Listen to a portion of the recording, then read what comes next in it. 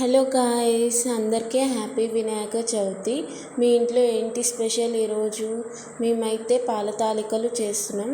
తెలంగాణ స్టైల్లో అయితే పాయసం అంటారు.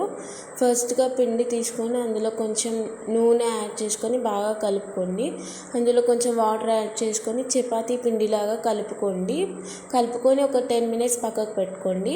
పట్టుకున్న తర్వాత స్మూత్గా అయిపోతుంది, ఆ పిండి మొత్తం మెత్తగా అయిపోతుంది. ఒక ప్లేట్లో కొంచెం పిండి చల్లించుకొని పాల తాలికలు రెడీ చేసుకోవాలి. మీకు ఇష్టం ఉన్న షేప్లో చేసుకోండి. నేను ఇలా అయితే 2 typesలో చేసుకున్నాను.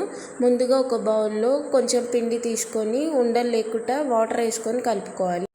తరువాత స్టవ్ ఆన్ చేసుకొని ఒక బౌల్ పెట్టుకొని అందులో కొంచెం నెయ్యి యాడ్ చేసుకోండి. నెయ్యి వేసుకున్నందుకు తగినంత వాటర్ యాడ్ చేసుకోండి. అందులోనే కొన్ని పాలు వేసుకొని కలుపుకోవాలి. పాలు కొంచెం గోరువెచ్చగా కాగానే అందులో ఇలాచీలు వేసుకొని మంచిగా కలుపుకోవాలి.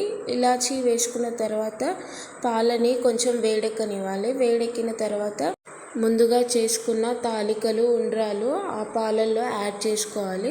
యాడ్ చేసుకొని మంచిగా కలుపుకోండి, లేకపోతే అడుగుననే పడిపోయి అడుగున అంటుకుపోతాయి.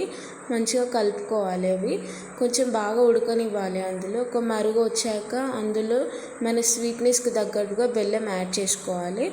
బెల్లం యాడ్ చేసుకొని కలుపుతూనే బెల్లం కరిగేదాకా. అందులోనే ముందుగా కలిపి పెట్టుకున్న పిండి అండ్ వాటర్ కలిపి పెట్టుకునేది అందులో యాడ్ చేసుకోవాలి. మంచిగా కలుపుతూనే ఉండాలి. అది మంచిగా ఉడకాలి. పాల తాలికలు ఉండ్రాలు అనేవి మంచిగా ఉడికేదాకా హై ఫ్లేమ్లో పెట్టుకొని మంచిగా ఉడకబెట్టుకోవాలి. మంచిగా అవి దగ్గరికి థిక్ కన్సిస్టెన్సీ వచ్చేదాకా ఉడకబెట్టుకోవాలి. పిండి వేసినందుకు మనకు థిక్ కన్సిస్టెన్సీ వస్తుంది. ఆ కన్సిస్టెన్సీ వచ్చినాక మంచిగా బాయిల్ చేసుకోవాలి. ఉండ్రాలు అనేవి మంచిగా ఉడుకుతాయి. నేను అందులో డ్రై ఫ్రూట్స్ కూడా యాడ్ చేసుకున్నాను. ఆ క్లిప్ మిస్ అయింది. నేను డ్రై ఫ్రూట్స్ వేయడం వల్ల కూడా టేస్ట్ బాగుంటుంది.